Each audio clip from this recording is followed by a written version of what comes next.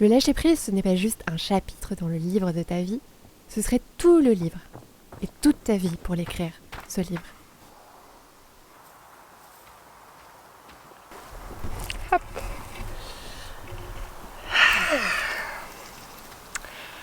Je me fais une petite pause parce que là je suis en tournage pour souffler. Parce que c'est ce que j'essaie de faire en cette rentrée, c'est lâcher prise, souffler, profiter du chemin. Après un été fatigué, je cherche à lâcher la pression, me focaliser sur l'essentiel, arrêter de me brider, de trop penser. C'est une intention que je défends depuis longtemps, mais ma marge peut encore et toujours s'élargir. Allez, on y va. C'est vrai que quand je filme, j'aime bien être dans la nature parce que je dérange personne. Je suis tranquille, je peux prendre le temps que je veux et surtout ça fait du bien en fait de respirer, donc j'aime bien allier l'utile à l'agréable. Mince, où est le chemin là? Ouais, c'est par là. Et je suis actuellement dans ce processus de lâcher prise et je sais pas ce qui s'est passé en septembre, mais mon cerveau a dû comprendre le message de travers, c'est-à-dire que il n'a fait que me répéter: Magali, il faut que tu abandonnes tout, il faut que tu lâches, il faut que tu arrêtes. Il n'arrête pas de me répéter ça. C'est ce que je te disais dans la lettre créative. Mon cerveau reptilien m'incombe de tout abandonner. Je suis dans cette espèce de reconfiguration où non, en fait, je veux lâcher prise, je veux pas tout lâcher. Donc j'essaie de trouver le curseur, en fait, d'essayer de le placer au bon endroit pour lâcher prise, mais sans tout lâcher. Lâcher prise en continuant d'avancer.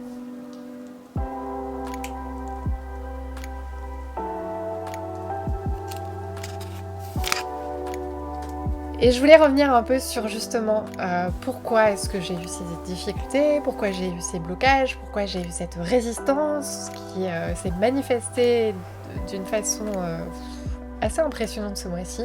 Petit mémo qui je pense me sera utile.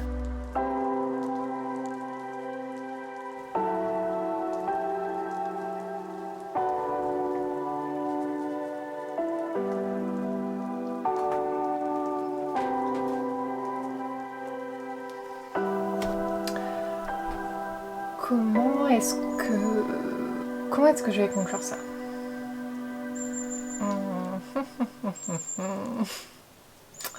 Toujours eu du mal avec les conclusions. Je ne sais pas, en fait. C'est pas grave, je verrai ça plus tard. Je commençais un nouveau chantier dans mon entreprise Mérigraphe. Je partage en coulisses des ateliers et ce mois-ci, je voulais créer un atelier accessible à tous pour te présenter tous mes ateliers. J'ai déjà fait des heures et des heures et des heures d'ateliers. J'étais toujours très contente à la fin. Et là, je sais pas ce qui s'est passé, mais j'ai avancé vraiment dans la résistance. T'as eu l'effet d'un projet nouveau où quand tu commences un truc nouveau, tes doutes sont à leur apogée. Et là, je me suis remis à énormément douter. Pourquoi est-ce que je fais ça? Et mes petites voix intérieures, je sais pas ce qu'elles ont, je sais pas comment elles ont été calibrées à la naissance, mais elles ont pas appris la positive attitude. Elles me disent jamais vas-y Magali, ce que tu fais c'est bien et ça mérite d'être fait. Non, elles me disent pas ça, mes petites voix intérieures. Elles me disent un petit peu l'inverse. Elles me disent des trucs assez négatifs. Mon envie d'abandonner est venue de là. Alors que j'avais pas du tout envie de tout lâcher. Donc j'ai essayé de revenir au b.a.-ba de ce que je t'enseigne à travers mes ateliers, c'est-à-dire qu'il faut s'écouter et essayer de comprendre ce qui va pas, l'origine des choses. Et ce mois-ci, j'ai eu mal au dos, j'ai eu des insomnies. Et bien sûr, comme dit Tony Soprano dans la série Les Sopranos à sa psy, les vrais problèmes, c'est pas ce que tu vois, les vrais problèmes, c'est que ce que tu vois pas. Donc les vrais problèmes, c'est pas les insomnies, le mal de dos, tout ça, c'est ce qui est à l'origine de tes insomnies et de ton mal de dos. Le truc, c'est que j'étais bloquée sur des problèmes et que mon cerveau continuait de fonctionner alors même que je pensais plus à ces problèmes. Je crois que ce qu'il faut éviter dans ces moments-là où ça bloque et où notre corps ou notre cerveau nous manifeste que ça bloque, c'est de bloquer. C'est de se geler complètement et d'arrêter et de se replier dans sa caverne et de ne plus rien faire et de ne plus rien dire. L'enjeu, c'est de continuer à se dire « Ok, il y a tous ces petits problèmes qui se manifestent, mais je continue d'avancer. Je continue de faire, malgré tout. Je fais, même si c'est moins bien, même si c'est pas ce que j'avais imaginé dans ma tête au départ, qui devait être parfait et tout. Ok, je continue de faire et je continue de progresser. » Il y a quelques nuits, j'ai rêvé que j'étais sur un chemin caillouteux, avec plein de cabosses, de bosses, de sillons, de ravines, et que je roulais là-dessus, et que c'était hyper dangereux, que je me sentais pas du tout en sécurité. Et je crois que c'était un petit message de mon inconscient pour me dire « Magali, tu prépares cet atelier éclair là, et en fait c'est difficile, tu veux qu'il soit bien, tu veux qu'il soit chouette, tu veux qu'il soit rigolo. Peut-être que tu te mets trop de conditions, de trucs à checker, et juste faut le faire, faut y aller. » Il fait beau aujourd'hui, je vais pouvoir enfin le filmer. Je suis super contente. Et on va commencer. On va le faire. Ok, je vais boire un petit coup d'eau. C'est toujours bien, un petit coup d'eau. En fait, il faut réussir à relâcher la pression des choses. Parce que souvent, cette pression, en fait, on l'échafaude dans notre tête et notre corps ensuite nous la retransmet, genre « Ah, je suis bloquée !» Mais il faut réussir à se dire « Ok, j'ai toutes ces peurs qui se manifestent en moi, j'ai tous ces doutes, mais malgré tout, je peux continuer de faire par petites touches. Je peux continuer de poser mes petites pierres et d'avancer. » Et c'est ce que j'ai essayé de faire ce mois-ci. J'ai peut-être fait moins bien que ce que j'aurais voulu faire, mais j'ai fait quand même. Et attention, hein, je te dirai jamais qu'il faut s'auto-flageller, faut faire le plus que coûte, c'est pas du tout ça, c'est juste de trouver en fait une façon de s'autoriser à continuer à faire sans tout lâcher en fait. Et je crois que c'est ça pour moi, le lâcher prise, c'est réussir à continuer d'étendre ses ailes, même si elles sont un petit peu crispées, pour continuer à s'étendre, à se développer, à apprendre et à cheminer. Tu pourrais dépenser toute ton énergie à culpabiliser, à t'inquiéter, à écouter tes peurs, mais le mieux que tu puisses faire, c'est quand même de l'injecter dans les possibilités, dans tes capacités, dans les petites marges que tu peux t'ouvrir toi, dans ce que tu peux te permettre de faire. Je me suis auto-injectée dans l'indulgence ce mois-ci et du coup j'ai fait cet atelier. Je te mettrai le lien sur l'écran et en dessous dans la description. J'ai grignoté sur le fait qu'il serait pas parfait. J'ai choisi qu'il serait pas parfait et j'ai assumé qu'il soit pas parfait. Et du coup, il est pas drôle. Je ris quand même dedans, mais je sais pas s'il est drôle. Enfin, je voulais qu'il soit drôle, mais du coup, je suis pas sûre qu'il soit très drôle. Je sais pas si tu connais le concept du Miracle Morning par accident. C'est ce qui m'est arrivé ce matin. Je me suis réveillée, toc, les yeux grands ouverts, en pensant à un truc fixe. Et en me mettant à avoir plein d'idées dans tous les sens, et à me dire « il faut que j'aille les noter ». Je me suis levée, j'ai vu l'horloge, il était 4h32. Je fais « ouf, cette journée va être difficile, mais allons-y ». J'étais bien réveillée, je savais que j'allais pas m'endormir, donc j'ai commencé à travailler.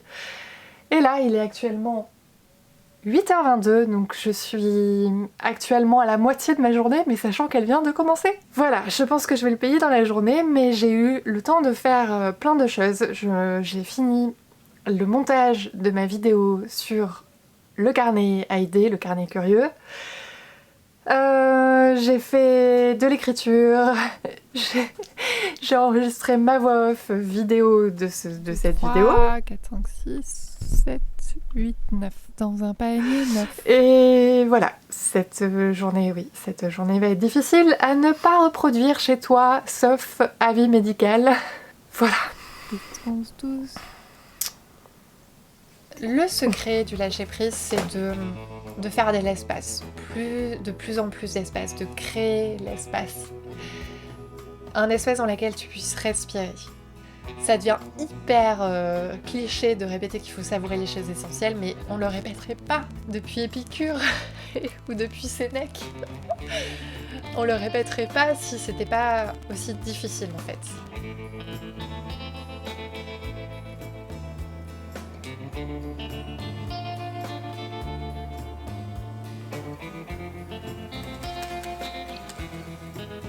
Donc je continue de faire de l'espace. Faire de l'espace, c'est répéter encore et encore ce que je ne fais pas, ce que je choisis de ne pas faire. Le temps en fait que je choisis de récupérer sur des trucs qui ne sont pas si importants que ça.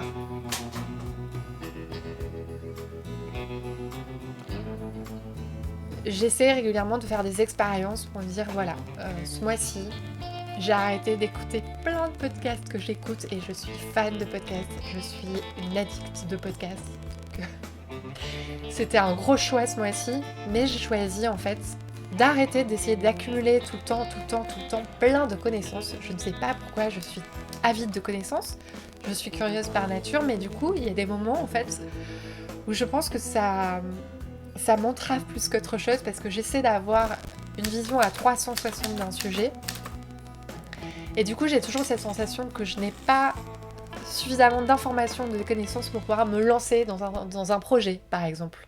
Je pense que parfois, il faut juste dérouler sa petite carte personnelle, se dire « Ok, j'ai un minimum d'informations pour avancer, et du coup, maintenant, c'est bon, je chemine, je me lance. » Je sais pas si ça résonnera de ton côté.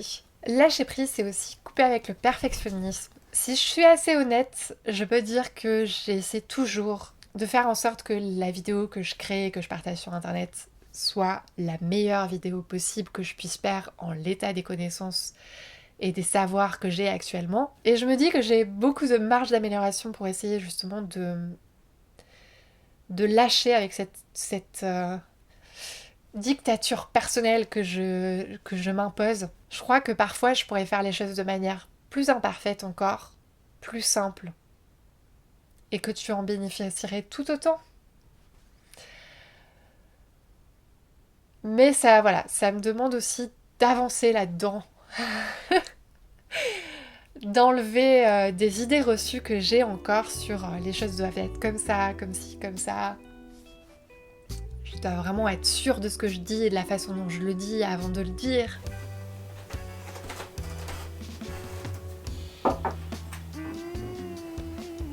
Depuis le début de l'année, j'essaie de partager des vidéos sur ce que c'est de créer et ce qu'est mon quotidien.